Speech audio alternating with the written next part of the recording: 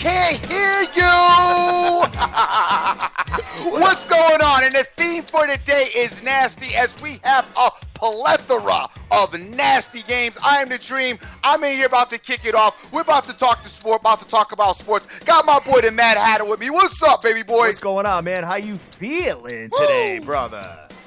Energized as always. You know how I get down, brother. Got up this morning, couldn't wait to get on the air and talk about the nasty lineup today. The nasty Ducks played everybody last night, and I think I'm officially a wrap with them at this point.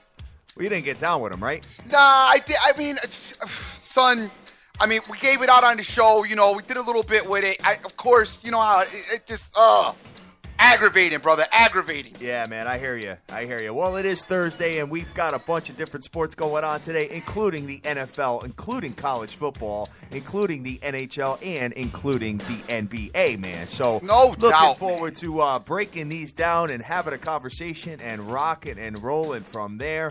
Sat back last night, man. Didn't really get down with too much sports, man. Just sat back, had a little glass of wine, watched Empire, watched a couple of other shows. My wife's got me on this thing, too. It's called, it's like a horror story or something like that with Lady Gaga. Have you seen this yet? No.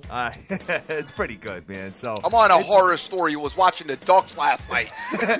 That was the horror story. It involved gamblers getting smoke show. Oh, man. I didn't really, I wasn't on Twitter. I didn't really see all the tickets coming through, man. So crazy, right? Gotta be honest with you, dude. This year, man, it's like, I don't know about the rest of you guys out there. This year has been like treading water. You know what I mean? Like I keep like going under for a minute, then I get back up, then I get like a little bit of movement, and then I get back to. It's just like treading water this year. To me, I think it's a rough year. It's a rough year for wagering. You think so, huh? I think that once the college football playoff comes and all that package, I think we're going to have some pretty good matchups, man, where we could really bang them, brother. Son, I'll be honest with you. You know how I feel about them college bowls. I mean, last year I did a little bit better than in years past. The bowls have not generally treated me good.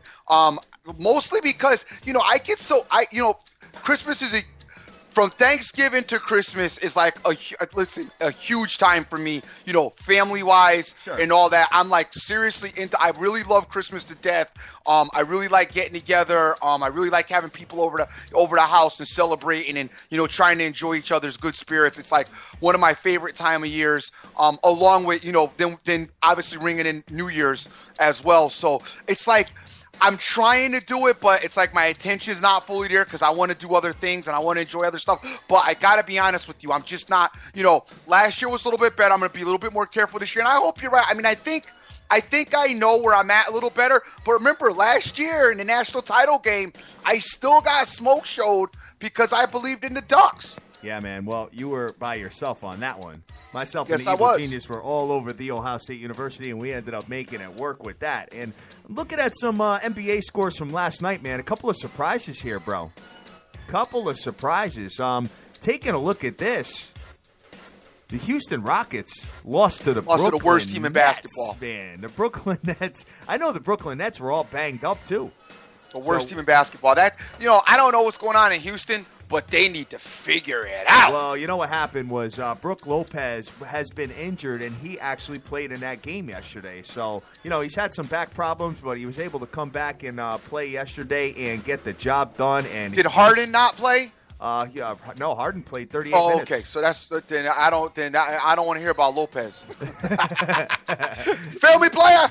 Dwight Howard was in there. James Harden was in there. I mean, everybody. Dwight, you know what? It could be that Dwight Howard was in. Yeah, they right. probably need him out to play better. You are probably 100% right on that one, man. So son, I went to Dave and Buster's yesterday with the fam because the kids had the day off and stuff, right? Son, Dave and Buster's is like it's like a casino. All right, I mean, it was like the money I dropped in there. It was like I was at like Foxwoods or somewhere. I was like, yo, this is crazy in here, and then they got like all their stuff. Like there's prices, but there's like no, like their drink menu. There's like no prices on your drink menu. So right. I'm like, all right, well, me and the wife go up. I'll get a, mojito. Give me a mojito. Give her a mojito. Whatever. We got like a couple. And the waitress that comes to brings the bill, I almost fall out my chair when I see the bill. I'm like, well, so then I go back and I try to look at the price in the menu. There's no prices on your drink menu. So I'm like, yo. So she comes over, so I'm like, how much were these? She said, oh, they're $12.50 a piece. I said, $12.50 a piece? Where am I, at Manhattan? Yeah, right. Is there not video games over here and here? There's little kids running around in this piece? Like, what, $12? Oh, they get you, man. Son, it was crazy. And then there was some other crazy deal that they had. Like, if you play games and then you ate, like, you got some deal. My wife and I completely read the whole thing wrong, right? So I'm listening to her because I don't want to argue. So I generally just do whatever she says, which is cool, even though I'm like, I don't think so. And I was like, I don't think so. She's like, nah, I know what I'm doing. I'm like, all right, cool. Kid, when they brought the bill back out to the table, I was like, yo, hold up. Stupid money, man. They had to call the manager. I was like, yo, send me the manager. Somebody please explain to me this bill because it's off the chain. I'm like, I would have rather just went to the casino. At least I would have ate for free. Yeah, right. Right, definitely. Or had a couple of free drinks, while oh, my God, son. Listen, David Buster's, they got a racket going on in there, boy. I got to tell you.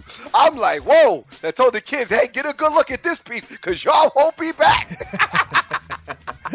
How much did it cost, per video game?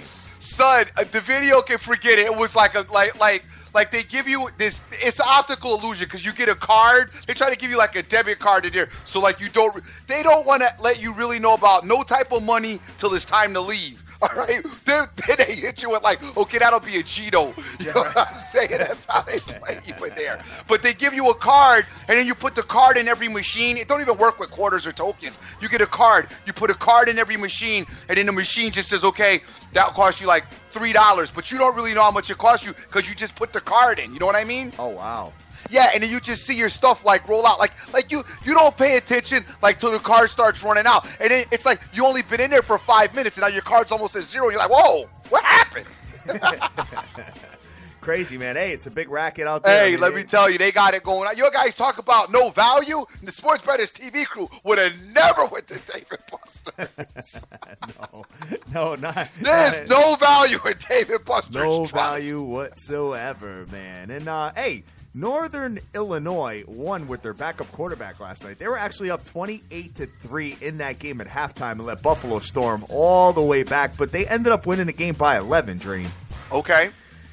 I didn't really catch much of this game, but hey, maybe the backup is the real deal, kid.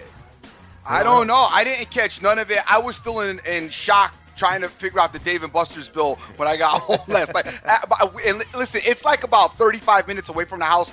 I was going over the bill with my wife in the truck for the whole 35 minutes trying to refigure it out because I was like, yo, how is that what? How is that possible? I know. It's pretty nuts, man. Man, the economy, I don't know if it's as expensive elsewhere, but I just tell you guys, I mean, the economy, I don't know what's happening to the world because, you can't, if you got a family, it's, tough. Sure all right? Is, brother. It's tough. If you got more than, one or two, it is, seriously tough. And I don't know what it is outside of Connecticut, but in Connecticut, a family of four, trust me, it's tough. Yeah, it is. It is. Very tough. How about the Golden State Warriors got the Memphis Grizzlies number, huh? Won by 16 points last night, too, man. Unreal, huh? No doubt, man. This team, I got news for you, man. I don't know if anybody's going to beat them again this year. Yeah, dude, don't start. Listen, it's a long season. Relax. Golden State was killing people like that last year, too. It's the beginning of the season. Them kids are all fresh because they're mad young. They're dying to shoot. They want to have fun. They're playing, having a good time. And I'm not taking nothing away from them. Great team. I'm not taking anything away from them. But the season wears and wears and wears. Remember last year when the Spurs they're not going to go to the playoffs. They stink now. They're too old. And then all of a sudden, the Spurs were in the playoffs like they always were. So it's just way too early to get too excited about basketball. I mean, I hear you, and I'm not going to take nothing away from them, like I said. But it is a long season, and they're coming out on fire. What you would expect. But remember last year when them dudes went cold, they looked ugly. Well, Klay Thompson was pretty cold, man. He was only had 8 points last night. That's it? Yeah, 3 for 9 shooting and 2 for 5 from 3. Yeah, but Klay does that. But remember when Klay and the other one went, what's his name? I'm sorry. Who's the superstar? Steph Curry, Klay Thompson. Steph Curry. Remember when they both went cold? Matter of fact, it was in that Grizzlies series. Remember Grizzlies beat them the first game? Philly Picks was screaming.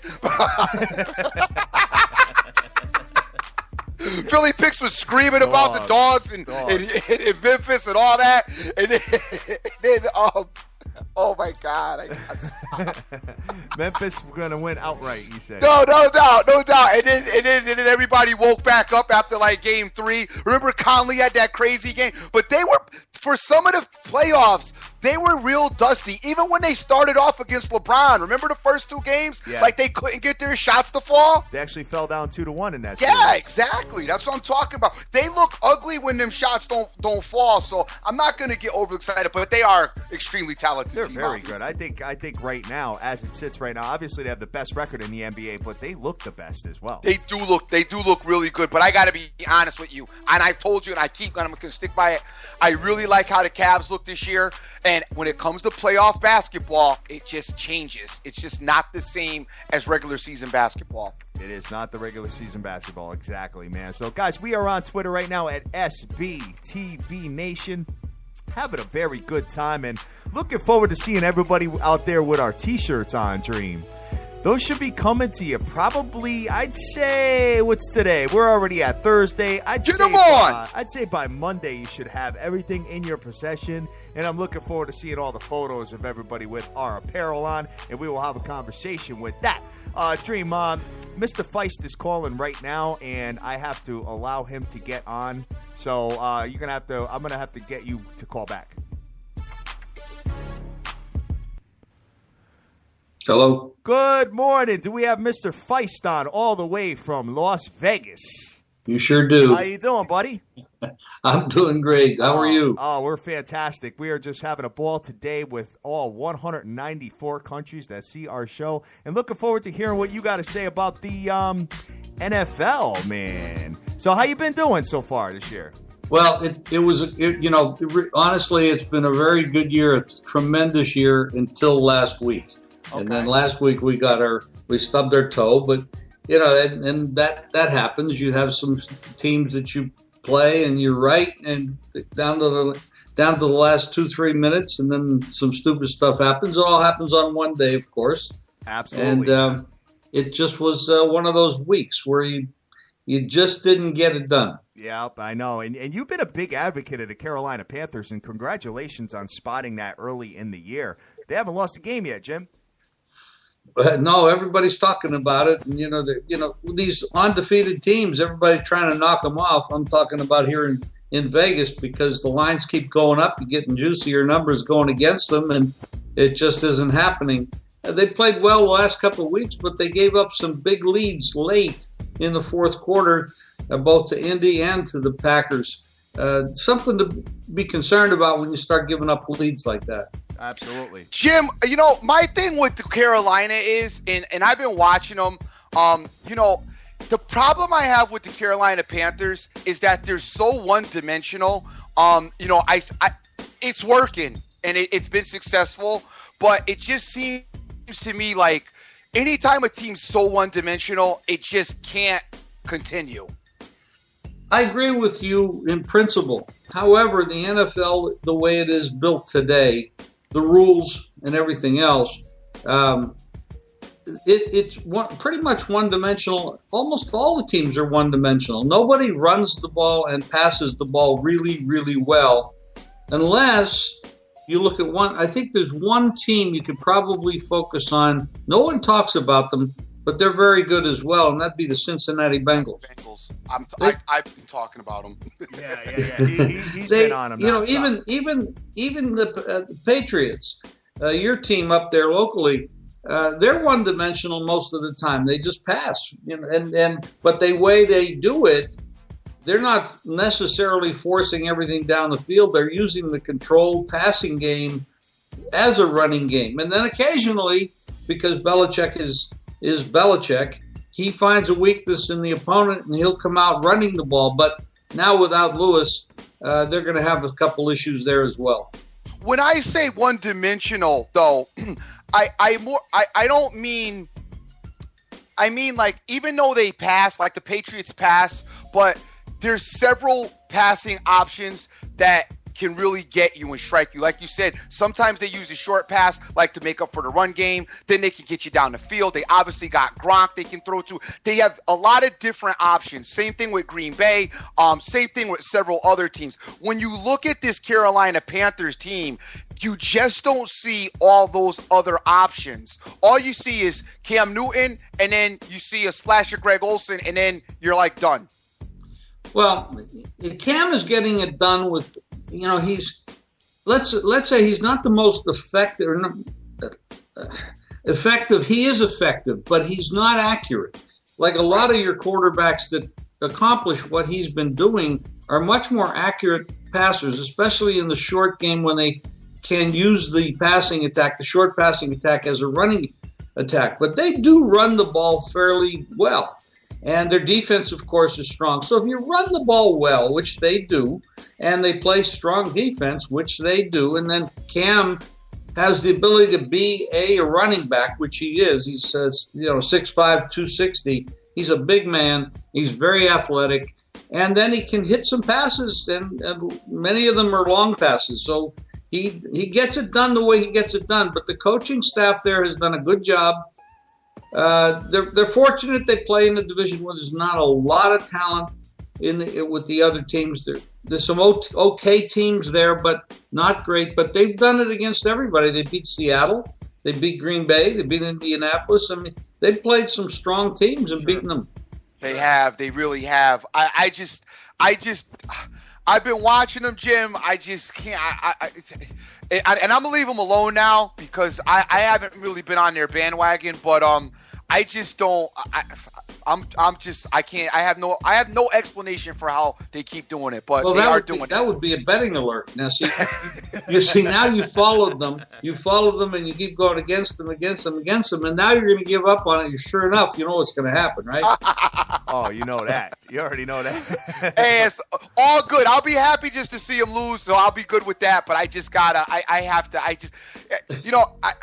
don't know. I cannot explain that team. They're like an anomaly to me, and I think that team, honestly, I think in the playoffs are going to probably surprise people. I'm not even going to go out there. So let's move on, Jim. Well, they do have to go into Tennessee this week, and Tennessee is 2-6 and 0-4 at home. So, I mean, they're only given 5.5, and they are undefeated, as we alluded to earlier, guys. And, taking a look at Carolina this week, you think they continue to stay undefeated, Jim? I think this is a very tough spot for Carolina. They've had, like we've talked about, they've played some very good teams. Yeah. I mean, they beat Seattle in Seattle. Right. And then they come home and they beat, 3 fairly decent teams. Sure. And they got big leads in the last 2, and they gave up the big leads in both of them and almost lost both those games, or could have been tied again at another overtime. But there's a point at which every team reaches a bump in the road.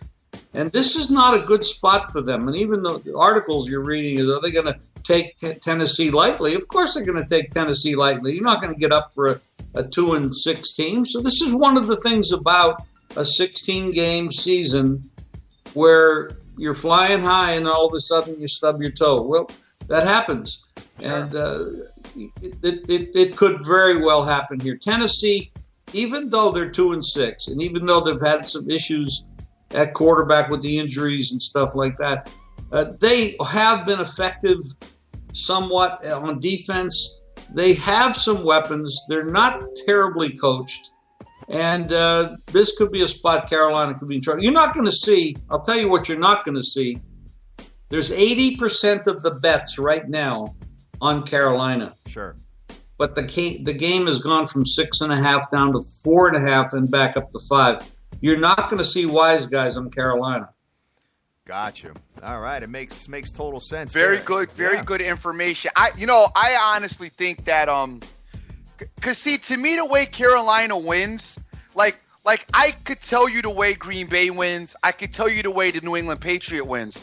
But when I watch Carolina, like, I can't really tell you how Carolina wins. And for that reason, it's my opinion that I don't really think that they would have a lot of trouble with Tennessee, because Carolina is not one of those. It looks like, to me, I mean, and I know a lot goes on behind the scenes, and it's just kind of maybe sounds a little bit frivolous to say, but it almost is like Carolina just gets together like on Sunday and they just suit up and they go out and play almost like a pickup game style. When you watch them, there's like, it looks like nothing is like seriously planned. Like we're just let's just go out and just play. Like maybe even Cam's in the huddle going, hey, you go deep, you go short, you go long, and I'll find you. That's how they look. And I think because of that unorthodox style that they have, I don't think that they like prepare the same way for their games like other teams do. Well, I couldn't disagree with you more. I honestly believe that they're extremely well coached. They don't have the talent that some other teams do, but they're making the most of what they have. Right.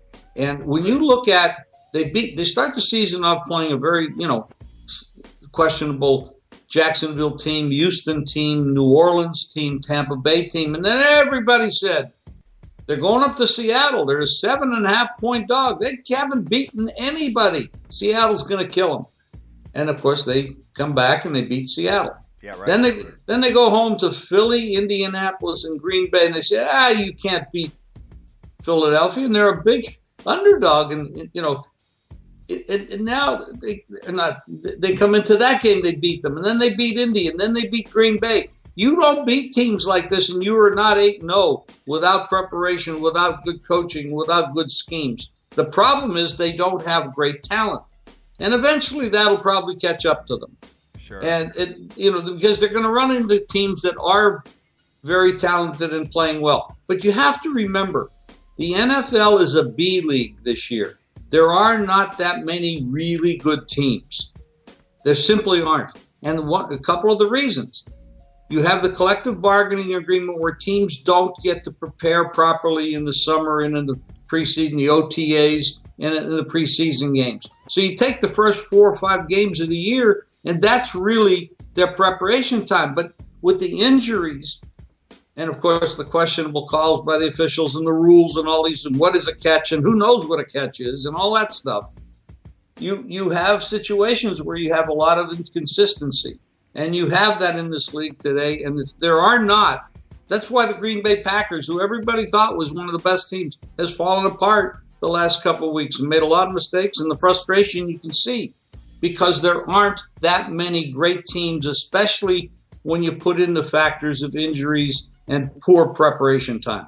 Absolutely. And I've heard a lot of rhetoric on the media as far as, these athletes they're not hitting at all in practice.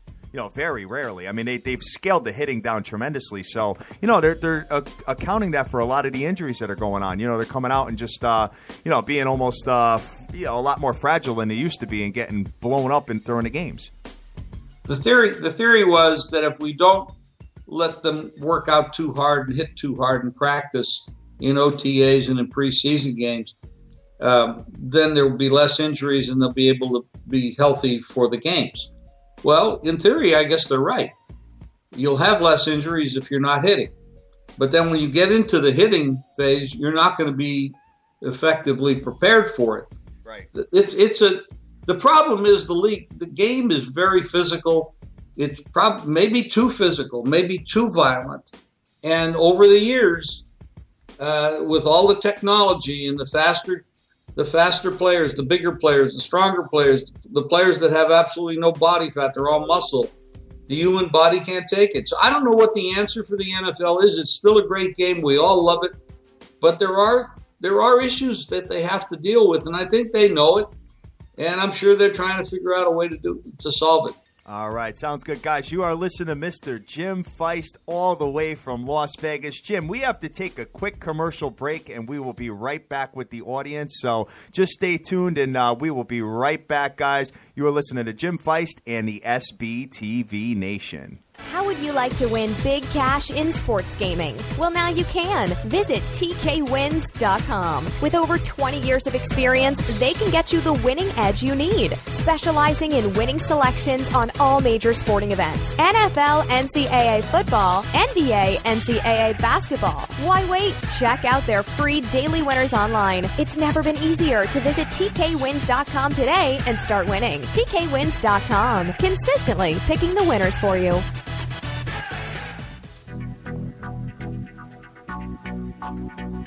Have a product, service, or website to advertise on the biggest show in the world? The SBTV Nation podcast reaches tens of thousands of the best sports fans on the planet in over 194 countries worldwide. Take your business to the next level by advertising with us. Call us now at 872-529-SBTV or email us at sbtvnation@gmail.com.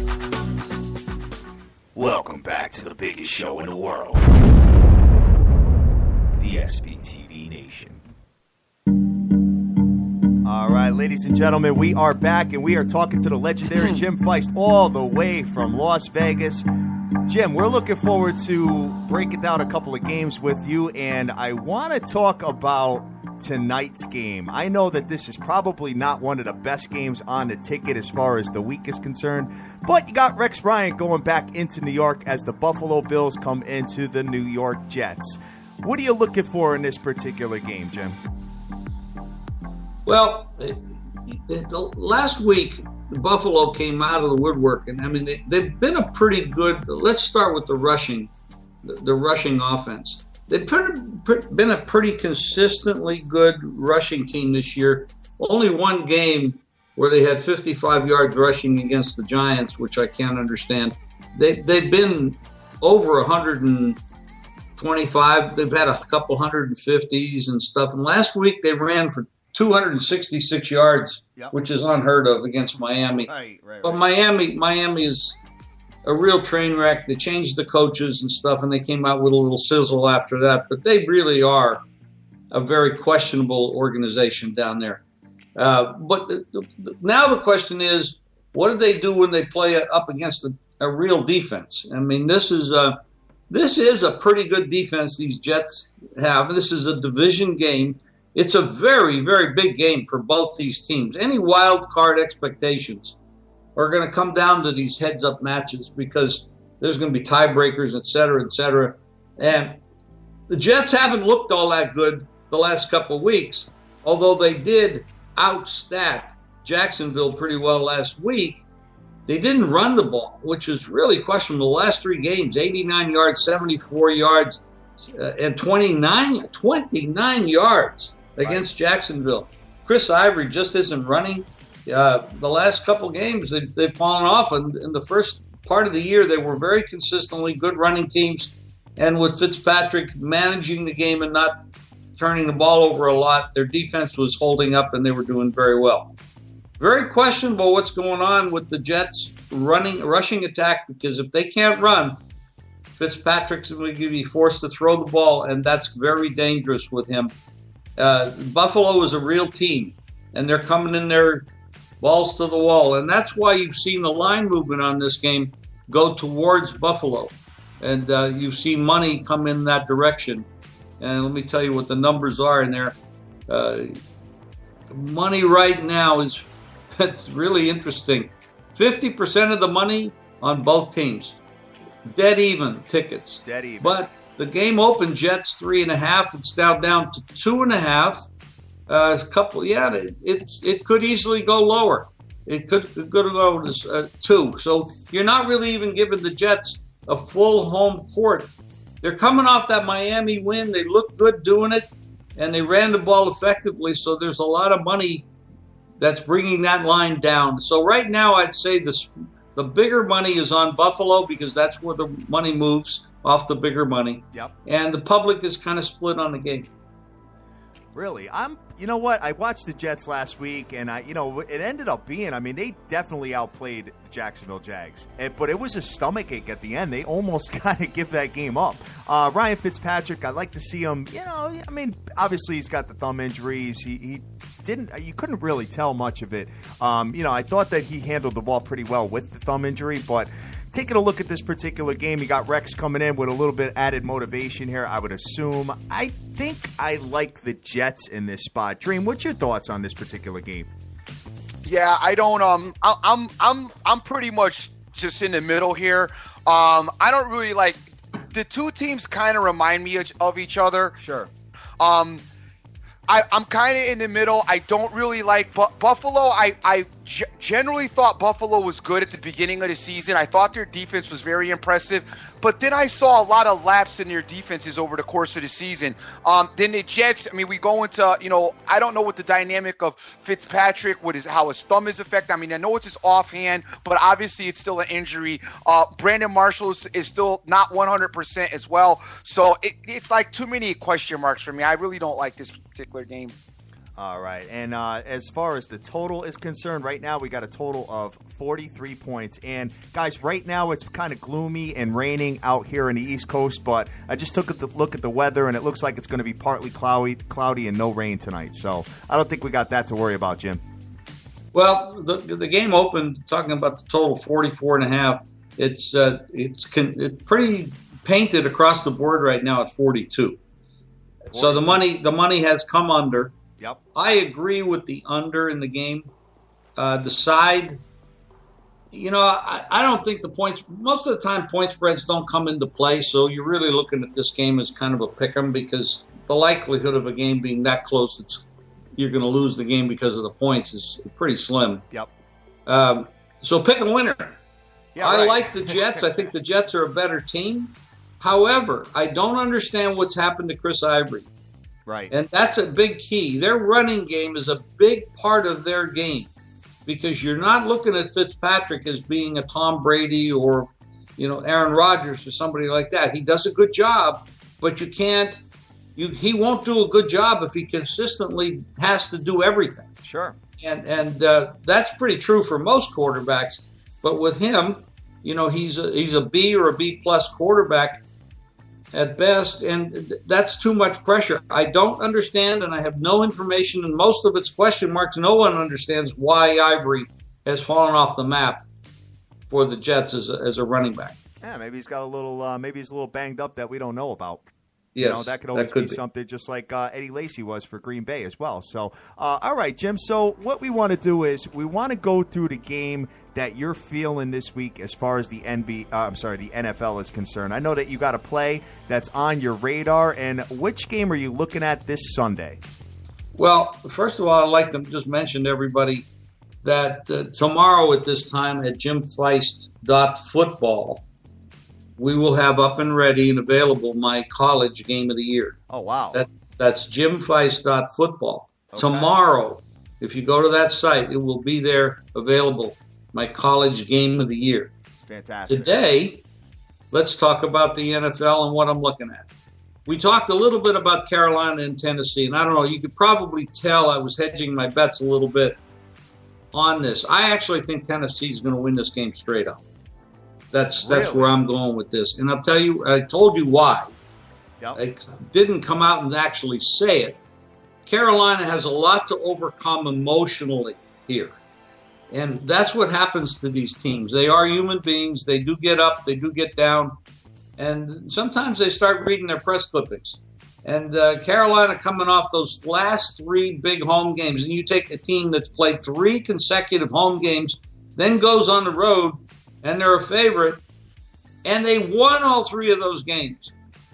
That's a very difficult situation for any team. And Tennessee is starting to look a little bit better. Their coaching is not that bad. They've got some things going for them right now. And I think the confidence builder off of last week's win is going to play good for them. The previous 2 weeks they scored 7 and 6, and then last week they scored 34. They were managing the blitz. They were managing, of course, they're played against the worst defense in football. Now they're going up against one of the best.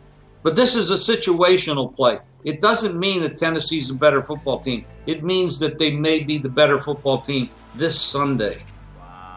Wow, Dream, that's music to your ears, isn't it? Yes, it is. No, definitely music to my ears. No, that was the key. When he said he was backing off, I knew that was the key. Yeah, right. Exactly. I don't know what it is with the Dream. It's almost like maybe he went to. I'm a week away. Maybe he went to school. Maybe Dream went to school with Cam and Cam picked on him or something like that and pushed his books down and stuff like that in school. I don't know what's going on there. There's some kind of reverse love affair there. It's almost like, but hey, you know what? It is what it is, man. I mean, 5.5 points in Tennessee at home. You might be onto something, Jim. I wish you the best of luck with that particular game. And I know that there's a pretty big card on Sunday, and there's a lot of double-digit favorites as well. So, like I said, Carolina, Tennessee. You are picking Tennessee. Are you gonna do a? Are you gonna money line it? Or are you gonna take it points? In a situation like that with a plus 190 or plus 200, I'll take a small play on Tennessee, but I'll definitely be on the points. Actually, I am on the points. It opened 6.5, and I took it right there. All right, sounds good. And just to get a little bit more information as far as before we go, as far as the double-digit favorites in the NFL are concerned, we got two of them. We've got the first one I'm looking at is Green Bay, who must be steaming, has Detroit coming into town. It's an interdivision matchup, so I know we all need to be careful with that. Green Bay minus 11.5. Any thoughts on that? Well, Green Bay is got Aaron Rodgers, and that's why we talk about them so much, because overall they're not that talented. When they lost some players to injuries, but because of Aaron Rodgers, we keep rating them very highly. Yep. And he is a tremendous quarterback. I'm not taking that away from him, but he's always going to be overpriced. That's the problem with a guy like that. The team has flaws. It's obvious, and it's come up, and it's showing up on the field.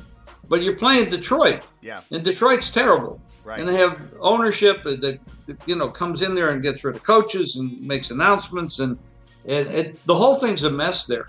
But they have some talented players, and they don't deserve to be a 12, 11.5, 13, whatever it is at the moment, a dog. I mean, I'm not betting Detroit. I will not be on Detroit, even though I bet a lot of double-digit dogs. I will not be betting Detroit because they're that awful. But they're coming off a bye, which helps a lot of teams, and that's been a pretty good and effective tool this year, especially. I'm going to pass the game. I'm just staying away from it. I noticed that Green Bay has not lost in the frozen tundra since 2013, and I love them at home every single time they're there. Not necessarily to cover their point spreads, but definitely win the games outright or, put them in teaser situations and all that. And the other one that is a double-digit favorite is the Cincinnati team that we were talking about. They got the Houston Texans coming into town on Monday night. Well, yes, and this is a different scenario. This is they're coming off of a bye, which helps them physically and preparation-wise. Brian Hoyer is an effective quarterback. He was one of the few quarterbacks that had a winning record while he was with Cleveland, and I believe he was 10-6 as a starter. He can win in the NFL, and he's proven that.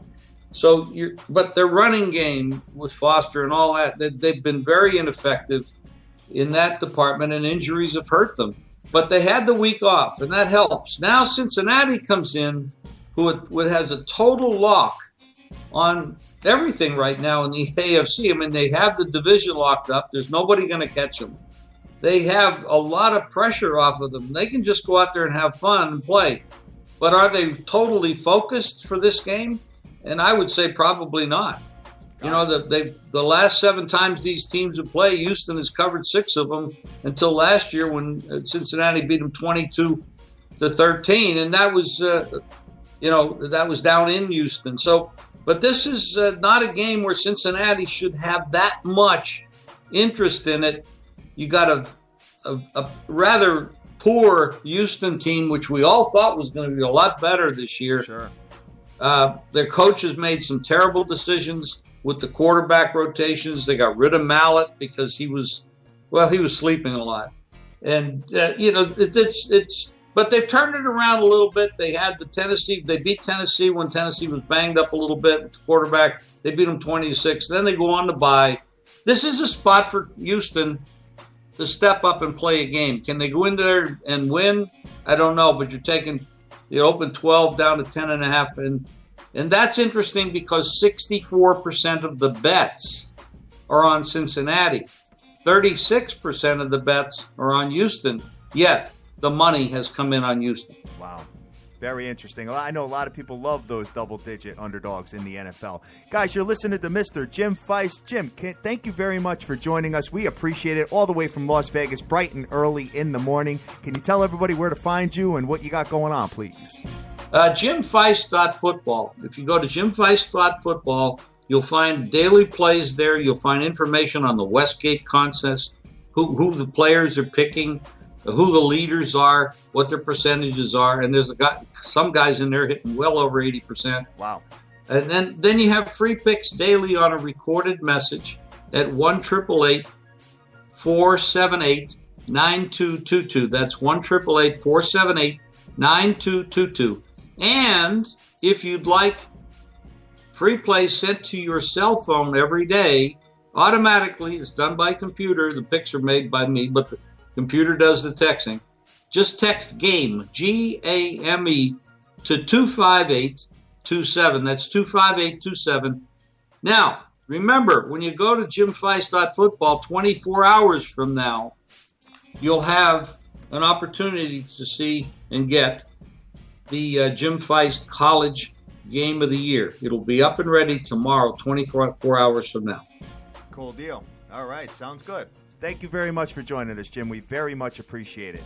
Thank you. Appreciate it. Have a good one. All right, Jim. Take care. Bye-bye. All right, Dream. So we are back, and always love hearing his knowledge, man. The man's been in the business 50 years. Unbelievable stuff, man. So, hey, you know what? To have Tennessee to win outright, I think is pretty interesting, Dream, to have Tennessee. Now you got me back. Yeah, to have Tennessee to win outright in that particular Yeah, game. I fell off my chair when Jim said, I mean, even though, nobody dislikes Cam more than me. Yeah, right. But, yeah, that's rough. Yeah, that is, man. To have Tennessee at home, we'll see what ends up happening with that particular game. But, 5.5-point spread sometimes is pretty difficult to cover, especially when you're on the road. But, we'll have that conversation as it materializes on Sunday's show with you, myself, and the evil genius, man. So, taking a look at this as far as the college football slate is concerned, Dream. We have two games. I can't wait to get evil on this weekend because the Patriots play the Giants. Oh, I know. Odell Beckham, kid, back. Ready for you, man. Ready for you. All right, so looking at the Georgia Tech versus Virginia Tech tonight, guys. Obviously, this is the one game that there are two games. There's the Raging Cajuns are playing the South Alabama Jaguars, and I can't wait to get the Jaguars, son. Dying for that one. Looking at this game here, we've got Virginia Tech, Georgia Tech. Georgia Tech is -3. They are at home with an under-over of 52.5 points. Georgia Tech, what a letdown this year has been, huh? No doubt. Looking at this, Georgia Tech and Virginia Tech statistically, Dream, are like exactly almost mirror images of each other, except for the fact that I think Georgia Tech has played a slightly tougher schedule. Average score, both teams are averaging over 30 points. Believe it or not, Virginia Tech is scoring just about 31 points, where Georgia Tech is 33.5. Defensively, pretty similar as far as points allowed. The one thing, obviously, you guys know that Georgia Tech has that triple option offense, and their rushing yards are number 8 in all of college football, 267 yards per game. Looking at Virginia Tech's rush defense, that is something that we definitely got to keep our eye on. Looking it up, opponent rush yards, they're allowing 166 yards per game on the ground. So looks like Georgia Tech will probably have a field day with them on the ground. I don't know if I like this particular game or not, though, Dream. An ACC matchup. Both these teams know each other pretty damn well. Georgia Tech was a lot better than they are this year, and Va-Tech seems to be a little bit better than they were last year. So I think this game could go either way. I think it's more of a coin flip. It's saying to me here, just looking at all the stats, that Virginia Tech can possibly win this game. So I don't want no part of it. I don't know if you do. No, I'm pretty good with it. Georgia Tech's been a big letdown this season, as you said. Virginia Tech, this is Beamer's last season, by the way. He's announced it. That's it. He's wrapping it up after this. So both of these landscapes are really controversial right now. I don't know what happened to Georgia Tech after they got beat by Notre Dame. It was like they just were like, forget it. You know what I'm saying? So that being said, I would definitely stay away from this game. I don't really like either one of the matchups. I don't like either one of these teams. I think both teams are really volatile, and not either one of them are any good anyway. So it's not something that I'm getting down with. Not something you're getting down with. Okay, sounds good. I mean, it might be an all right teaser situation. I don't even think it. Yeah. Who are you going to take? Probably get Tech? No, you probably get Georgia Tech at like a +4 or something like that at home. Dude, Georgia Tech, man, I'll be honest with you. I caught a couple of losses with them, thinking that they would bounce back after that Notre Dame game. Dude, they've been dreadful. Dreadful, to say the least. Dreadful, man. son. Dreadful. I know. So, I mean, as far as their running backs are concerned, you might want to consider taking a couple if you're getting involved with daily fantasy sports tonight. You know what I mean? But, most of the contests start on Saturday. So, anybody that's getting involved with those, let me know who your roster is and who you'd be taking as far as Georgia Tech is concerned. As far as the other game is concerned, Dream, I'm just going to read the line, and I don't have any opinion on this whatsoever. But South Alabama is given 2 to Louisiana Lafayette. Both teams are 4. Over South Alabama. Both teams are 4-4. I'm all over Alabama, just not South Alabama this week. Get some South Alabama. Play it what you scared of. Sunbelt. Sunbelt ain't getting no type of love for the national title. Sunbelt, man. Yes. Love it. All right, so let's shoot over to the NBA and see if there's anything out here that's tickling our fancy, and then we will have a conversation about it. Looking at 3 games on the ticket only. So I'm still trying to figure out how I'm going to play the Tennessee Titans. Get them plus like 12. I'm trying to figure it out to play it. Like, I would try to punch it in. I don't think it would allow me. It would be like, who is this? My thing would lock up. It forced me to put in like 4 or 5 passwords. It'd be asking you, like, what state were you born in? You know how you mess up your password and you got to answer all those questions when somebody screws up? It'd be like, yo, what's your favorite color? What's your mother's maiden name? You know what I mean? Jim, I hate, why you have to do that to me, player? Funny stuff, man. Looking at the Golden State Warriors coming into the Minnesota T-Wolves. Golden State 9-0, trying to go 10-0 tonight. They are minus 8 points with an under-over of 210. Dream. Minnesota 4-3, but they are 0-3 at home. Wow. Don't like being at the crib. Don't like being at the crib. Not at all. So, I mean, can Golden State continue their winning ways and just keep going nuts or what? I don't know if they can or not, but I know this. If you're not betting on Golden State, my advice would you be not to play. They have covered 1, 2, 3, 4, 5, 6. They're 6-3 versus the spread. Golden State is. They only did not cover a couple of different situations there. One was, and it still was probably because they was given like 20. Yeah, right. 7.5, 17.5, and 14. They didn't cover those. But now you've got them coming into Minnesota. Minnesota's pretty good though, man. Don't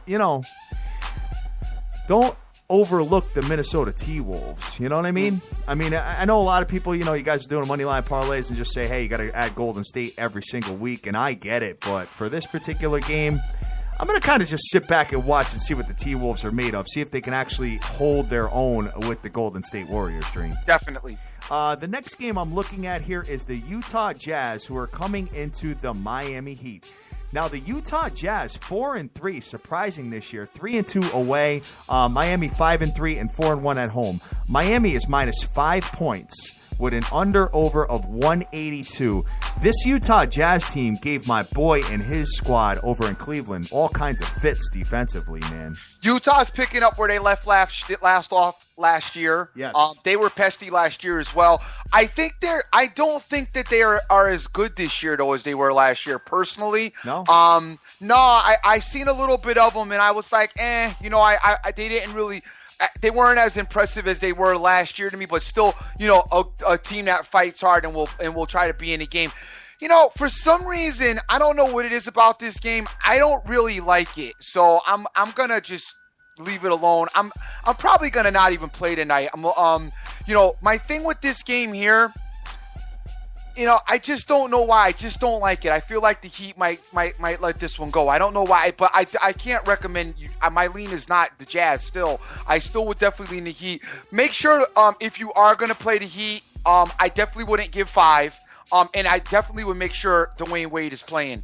Absolutely. When you look at Utah, they are very impressive on the road, bro. Yeah, they are. And that's why I said I don't really like this spot. Overall defense, number 1 in all of the NBA, allowing 89.7 points. On the road, number 1, 88.2 points they're allowing on the road. My God. They're better on the road than they are at home defensively. They're not allowing their opponents to rebound.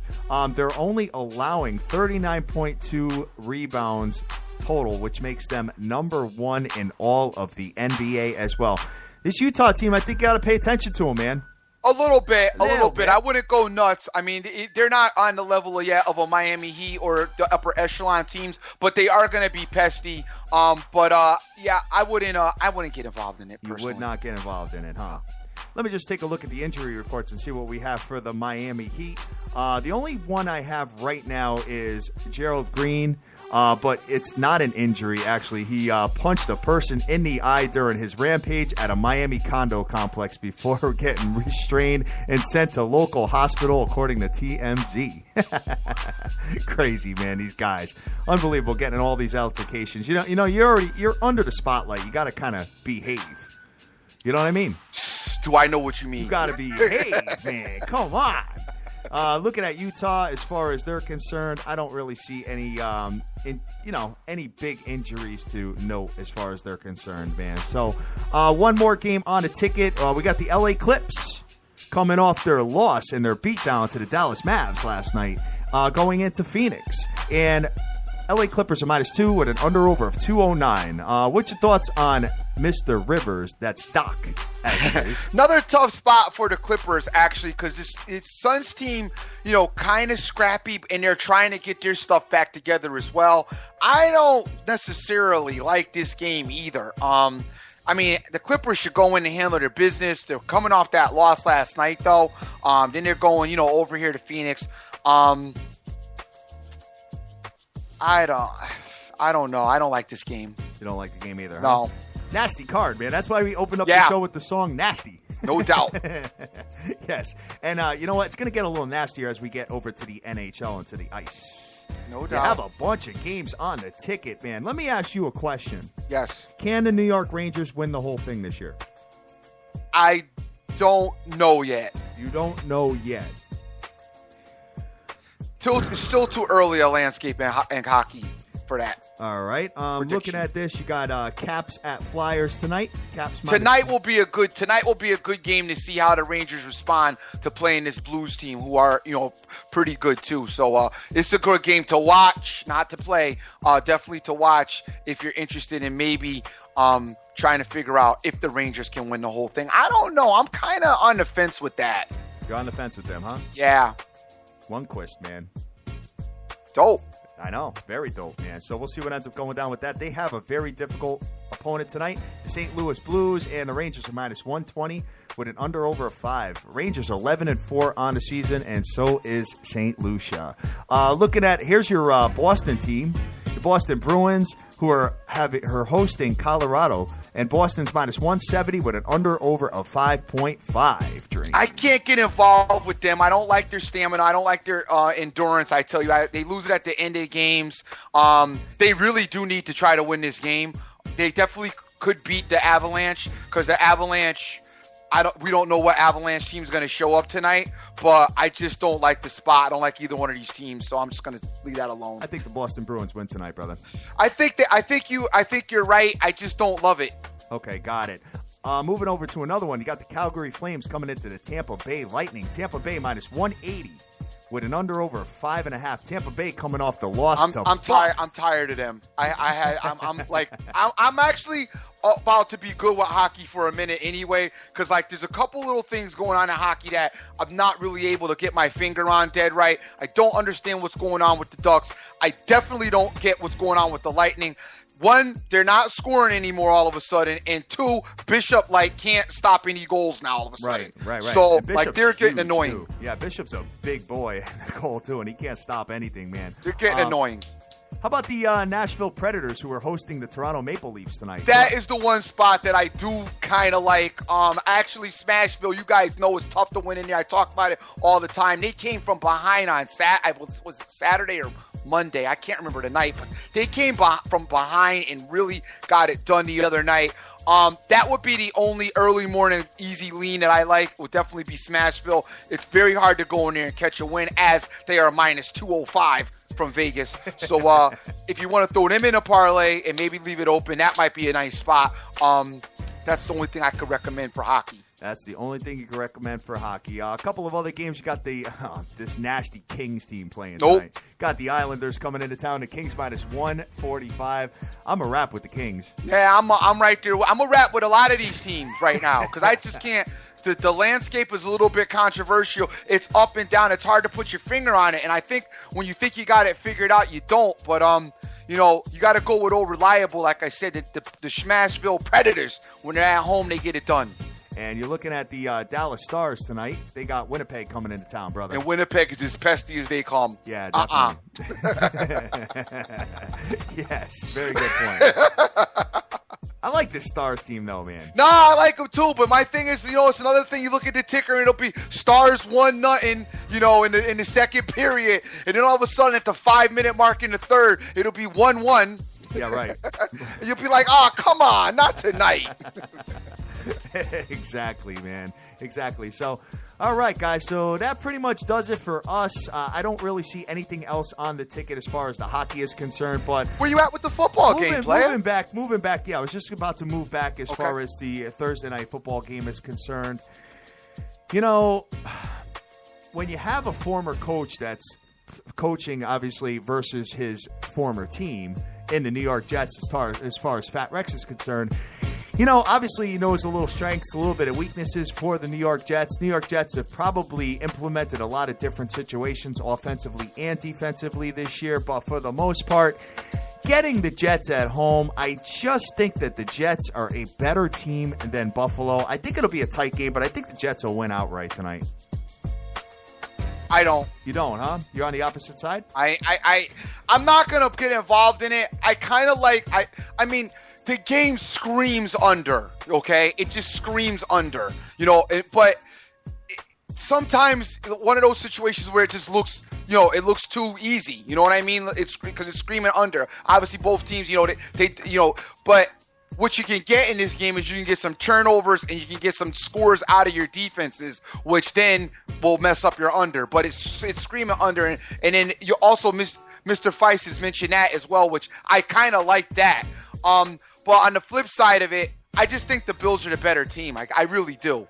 I not by a whole hell of a lot, but I mean Tyrod Taylor and the way they get it done, just to me, I just trust them more than I trust the Jets, but they're on the road and it's just still rough. It's a rough call. So like I said, I kind of like the under the most as far as the play is concerned. But if I'm going to lead to our side, my lean is the Bills. I don't know if I agree with the under, Dream. It's only 43 points. Yeah, I know. I hear you. Both of these teams average over 20 points apiece. I know, but they don't play each other. They don't play. The defenses are both really. I mean, I believe that these two teams' defenses will take over this game for their styles. A lot of what do you call it? Like struggling for field position. Yeah, exactly. That's what I see. That's the way I see the game going. Buffalo has beat them the last 3 times they have played. By the way, Buffalo won 38-3 in their last affair in last November. Buffalo won 43-23 in obviously a month before that. And then back to 2013, Buffalo beat them by 23 points as well. So, maybe the Jets got a little bit of revenge on their mind, man, and want to get the job done. So, I don't know. I think, guys, you know what? If you're going to get involved with this, go light on it. I mean, the Jets are the number 4 defense in all of football, letting their opponents have 323 yards per game and allowing 20.3 points, where Buffalo is all the way down to number 16. I thought Buffalo would have a better defense than they do. Yeah, but you know what? They showed up in some spots, and in other spots they haven't. They've been very inconsistent this season. But I think against an offense like the Jets, they should be pretty good. And that's my thing. I think both these teams playing each other is the reason why I tend to like the under, because I think both styles kind of fit the defenses. The defense will be effective against both styles, meaning Buffalo's defense will be effective against the Jet offense, and the Jet defense will be effective against Buffalo's offense. But I think that when you look at both offenses, I think you have to give the slight nod to Buffalo, in my opinion. Just based on some of the dynamics of the certain individuals that they have, the players that they have, and how successful they've been in the past. So that's where I'm at with this game. I like the Bills. I don't know why. I'm probably not playing the Bills. I'm probably going to try the under if I get involved at all. Well, Buffalo, if they're going to win this game, they're going to have to try to do it through the air, because the New York Jets are number 1 in rushing defense in all of the NFL, giving up only 80.6 yards a game. That's why that total bothers me. And Buff will do it through the air if they have to. But the other thing you got to remember is those rushing yards are based on, 1, bad teams that they played, and 2, based on a quarterback that's not necessarily mobile in a lot of those situations. They are now facing, Tyrod Taylor runs the ball and will run the ball around. So you got to keep that in the equation when you talk about that. Yeah, and Buffalo is not that much different as far as rush defense is concerned either, man. So, you know what? When I look at this particular game here, I got to play for you, Dream. Here you go. What you do is you get a 10-point teaser. You get the total down to 33, so it just has to go over 33 points. And you get the New York Jets plus 7.5. Love that. Yeah, absolutely. I'm good. I don't like the Jets, Tom. Absolutely love that. All right. Hey, you know what? You don't have to, man. The Jets. And then your 10-point and that's not making any and now that's not that profitable. No, you got to add one more team to it. And here's my thing, though. When I look at the Jet, I mean, neither one of them played anybody, but I look at, Jacksonville, Oakland. Okay, New England was good, and it just got beat up. I don't know. I can't. This game's bad. Yeah. So here's what I'm plugging. I'm plugging over 33. Jets plus 7.5, and leaving one spot, and probably gonna get Green Bay in there. How do you like the Jets, son? I'll explain that. Just because they beat Miami? I like the Jets tonight. Oh, I think they're a better team than Buff. How? Who? I think they're a better team than Buff. I've been watching them week in and week out, man. But when I break down the players, I go Tyrod Taylor. I like him better than Fitzpatrick. Yeah. I go McCoy. I love McCoy better than Chris Ivory. Yep. And then I like Marshall better than if you want to use Clay, but I like Watkins as the other option. And then I like more other of the Bills side players more than I like anybody else on the Jets. You give me 7.5 points with a home team interdivision matchup, I'm going to take it. So I think that's the safest play as far as that is concerned. So I like that, man. And then you put Green Bay -2 in there. And you're in good shape. I firmly believe that, man. So we will be back tomorrow to discuss this. Yes, sir. Yes, sir. All right, guys. So that's pretty much going to do it for us. We got to get up out of here and get ready for Freaky Friday tomorrow, Dream. No doubt. Guys, always a ball having you guys on. We would like to thank the legend, Mr. Jim FEIST, for coming on the show and definitely helping us out and giving us his knowledge, letting us know where the money's at, where the plays are at, where the smart money's at, where the stupid money. Yo, where's the stupid money at? That's right. I should ask him this time. Yo, who's all the stupid people wagering on? Yeah, right. He'll be like, Dream, what you wagering on? No doubt. Oh, man. But great having him on to share his insight with us. Want to thank everybody out there that's retweeting the show. We got my man Marlon. We got Kian VU, Christos, JDH, 24, Prestige Worldwide, MC Money, Jordy Best, Benjamin Rowe, Nick Orestes, BT, Jason Riley, Joseph Del Rosario, C. Rodriguez Jr., Super Sports Locks, AB Lent, Tanakis, Raisin Ramon, OJFB. Mr. Irvin is out there. We got the Dr. Dizzle doing the retweet. Doc, can't wait to talk to you about Patriots Giants. Long Woo. And I'll definitely be willing to bet my bottle of Ciroc back on the Patriots.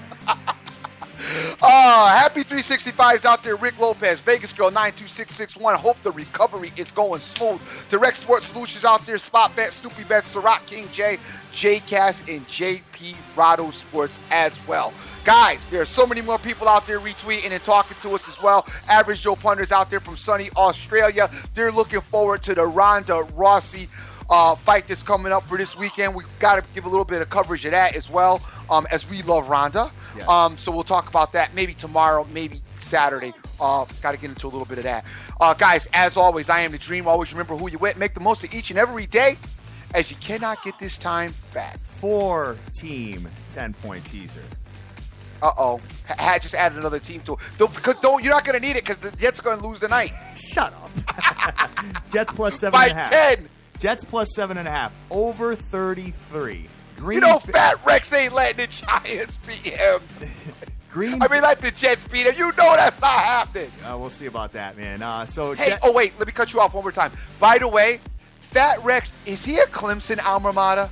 I seen him with a Clemson helmet on. I think one of his family members goes to Clemson, if I'm not mistaken. Yeah, definitely. I know. You saw him with the helmet on, right? I did. I was dying. All I could think of was him and Weaver. Yeah, right. Yes. Jets plus 7.5. Over 33. Green Bay minus 2. And the New York Giants, New England Patriots over 45. Getting that down 10 points. I think that's going to pay dope. And I think that's the play that your boy is feeling, guys. So we are the biggest show in the world on 7 days a week nonstop at SBTVNation.com. We love you to death. Go out there. Go easy. Do your own homework. Take your own plays. Make all your dreams a damn reality and get that money. Let's go.